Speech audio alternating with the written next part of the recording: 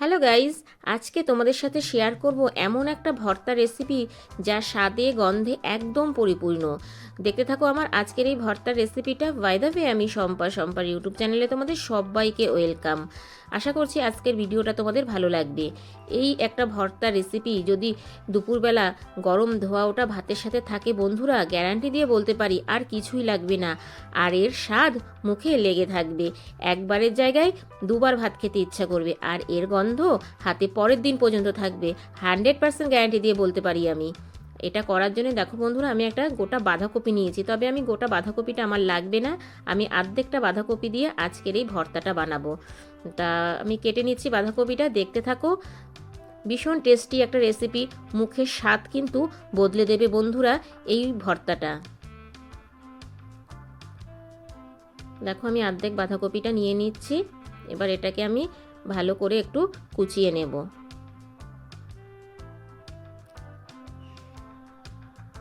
অনেকেই হয়তো বাড়িতে বানিয়েছো, তবে আমি আজকে যেভাবে বানাচ্ছি একবার বাড়িতে বানিয়ে দেখো, এর স্বাদ কোনোদিনই ভুলতে পারবে না বন্ধুরা।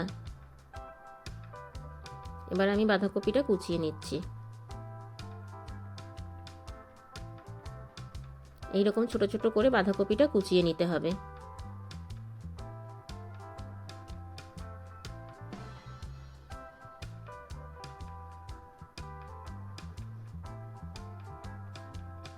পুরোটা বাঁধাকপি আমি কুচিয়ে নিচ্ছি।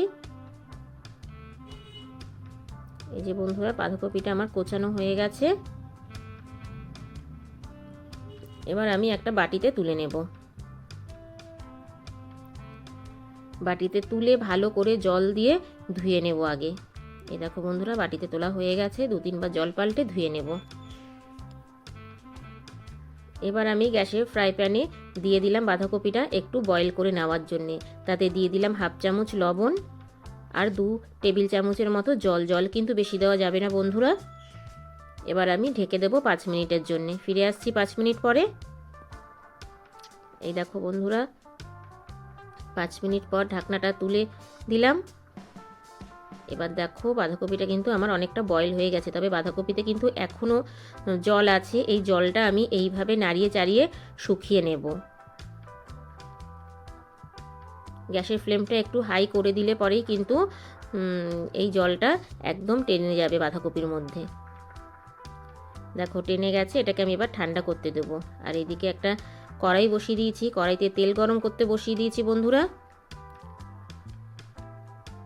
দিয়ে দিলাম 5টা শুকনো লঙ্কা। শুকনো লঙ্কাগুলোকে একটু ভালো করে ভেজে তুলে নেব আমি।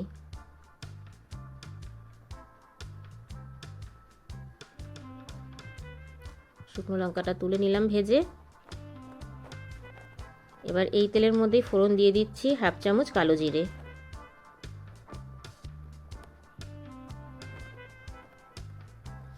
আর 10 থেকে 12 কোয়া রসুন আমি ছোট ছোট করে কুচিয়ে নিয়েছিলাম, সেটা দিয়ে দিলাম।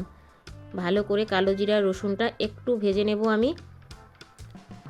রসুনটা একটু হালকা লালচে হয়ে আসলে দিয়ে দেব 2টো মিডিয়াম সাইজের পেঁয়াজ, এইরকমভাবে লম্বা লম্বা করে কুচিয়ে। এবার পেঁয়াজটাকে আমি হালকা ভেজে নেব, তবে পেঁয়াজটা কিন্তু বন্ধুরা এইরকম লম্বা লম্বা করেই কুচিয়ে নেবে।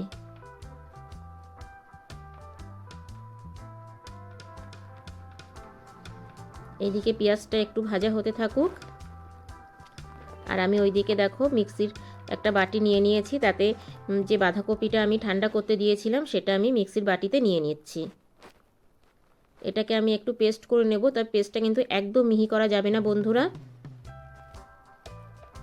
পেস্টটা একটু গোটা থাকবে। পুরো পেস্ট করলে বাঁধাকপির ভর্তাটা ভালো লাগবে না। ফিরে আসছি পেস্ট করে। এই দেখো বন্ধুরা, ঠিক এইরকমভাবেই পেস্টটা করতে হবে। একদম পুরো মিহি পেস্ট করা যাবে না বাঁধাকপিটা, তাহলে খেতে ভালো লাগবে না। আর এইদিকে দেখো যে শুকনো লঙ্কাগুলো ভেজে রেখেছিলাম সেখান থেকে 3টে শুকনো লঙ্কা নিয়ে নিলাম, আর সাথে নিয়েছি একটু নুন।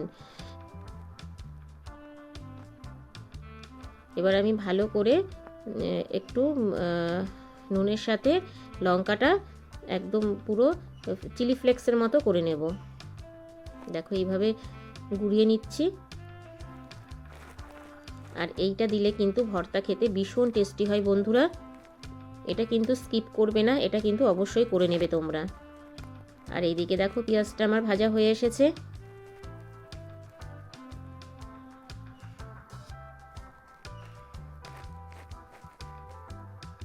এবার আমি এতে দিয়ে দিচ্ছি একটা মিডিয়াম সাইজের টমেটো কুচিয়ে। ভালো করে আমি একটু ভেজে নেব পেঁয়াজের সাথে। এবার আমি দিয়ে দেবো অল্প লবণ। লবণটা কিন্তু বুঝে সুঝেই দেবে, কেননা লবণটা আমি বাঁধাকপি যখন বয়েল করেছিলাম তখন দিয়েছিলাম, তাই লবণটা একটু চেক করে দেবে তোমরা। অল্প করে লবণ দিয়েছি। এবার আমি 2 মিনিটের জন্য একটু ঢেকে দেব, টমেটোটা একদম নরম হয়ে যাবে। ফিরে আসছি বন্ধুরা 2 মিনিট পরে। 2 মিনিট পরে ফিরে আসলাম, ঢাকনাটা তুলে ফেললাম। দেখো টমেটোটা কিন্তু অনেকটাই নরম হয়ে এসেছে, দেখেই তোমরা বুঝতে পারছো।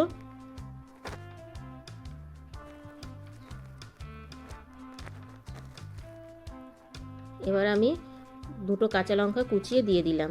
ঝালটা তোমাদের নিজেদের ইচ্ছা মতো দেবে, তোমরা চাইলে কাঁচা লঙ্কাটা স্কিপ করতে পারো, কিন্তু দিলে পরে কিন্তু ভীষণ টেস্টি হয় খেতে। এবার আমি যে বাঁধাকপিটা পেস্ট করে রেখেছিলাম সেটা দিয়ে দিচ্ছি।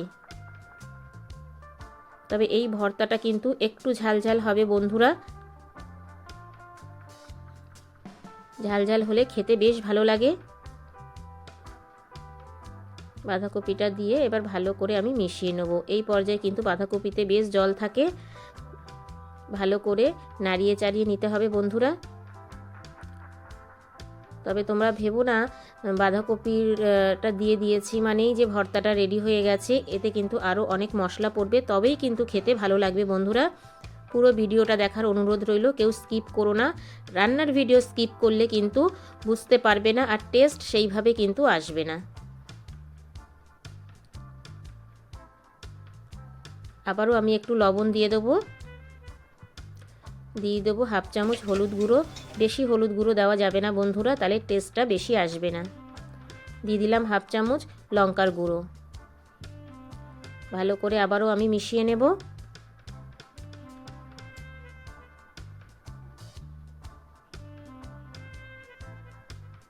এইভাবে বাঁধাকপির ভর্তা রান্না করলে হাতে কিন্তু গন্ধ পরের দিন পর্যন্ত থাকবে বন্ধুরা। তোমরা একবার বাড়িতে ট্রাই করে দেখো, তারপর আমাকে কমেন্টস করে জানিও।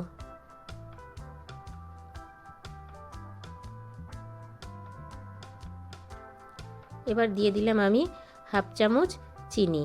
মিষ্টিটা তোমাদের স্বাদ মতো দেবে। আর দিয়ে দিলাম লঙ্কা আর লবণটা যে আমি গুঁড়ো করে রেখেছিলাম সেটা দিয়ে দিলাম। দিয়ে আবারও ভালো করে নাড়িয়ে চাড়িয়ে নেব, যতক্ষণ না বাঁধাকপিতে যে জলটা থাকে সেটা শুকিয়ে যায়। এবার দিয়ে দিচ্ছি বেশ কিছু ফ্রেশ ধনেপাতা কুচি। ধনেপাতাটা দিয়ে ভালো করে আমি আবারও নাড়িয়ে চাড়িয়ে নেব। বন্ধুরা দেখতেই পাচ্ছ যে তলাটা একটু ধরে এসছে আর কড়াই থেকে কিন্তু ছেড়ে দিচ্ছে। এই পর্যায়ে তোমাদের বুঝে নিতে হবে বাঁধাকপির ভর্তাটা কিন্তু প্রায় রেডি হয়ে এসেছে।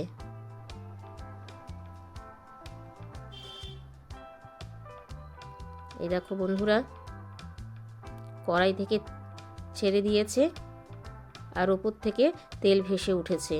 এই পর্যায়ে বাঁধাকপির ভর্তাটা কিন্তু আমার রেডি হয়ে গেছে। এবার আমি তোমাদেরকে প্লেটে বেড়ে দেখাচ্ছি। এই দেখো বন্ধুরা কালারটা দেখে বুঝতে পারছো কতটা লোভনীয় হয়েছে। খেতে কিন্তু অসম্ভব টেস্ট হয়েছে বন্ধুরা। যারা বাঁধাকপি খেতে না চায় তারা এইরকম একটা ভর্তা বাঁধাকপির পেলে কিন্তু ভাত পুরো চেটেপুটে খেয়ে নেবে। এবার আমি ভালো করে এটাকে চেপে দেব। এই দেখো বন্ধুরা এবার এর ওপরে আমি দিয়ে দিচ্ছি সর্ষের তেল। যা মজার খেতে হয়েছে বন্ধুরা, অবশ্যই বাড়িতে একবার ট্রাই করো। ওপর থেকে দিয়ে দিলাম 2টো শুকনো লঙ্কা।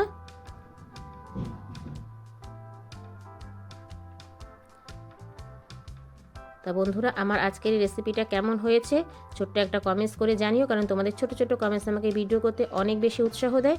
বাই দ্য ওয়ে এতক্ষণ দেখছিলে শম্পার ইউটিউব চ্যানেল। আবার দেখা হচ্ছে তোমাদের সাথে নেক্সট কোনো নিত্য নতুন রেসিপিতে। ততক্ষণের জন্য টাটা, বাই বাই। সবাই ভালো থেকো, সুস্থ থেকো। আর যদি আমার চ্যানেল নতুন ভিজিট করে থাকো, আমার চ্যানেলটাকে সাবস্ক্রাইব করে পাশে থাকা বেল আইকনটা অল করে দিও। যখনই আমি নিত্য নতুন ভিডিও আপলোড দেবো তোমাদের কাছে পৌঁছে যাবে। Thank you for my watching.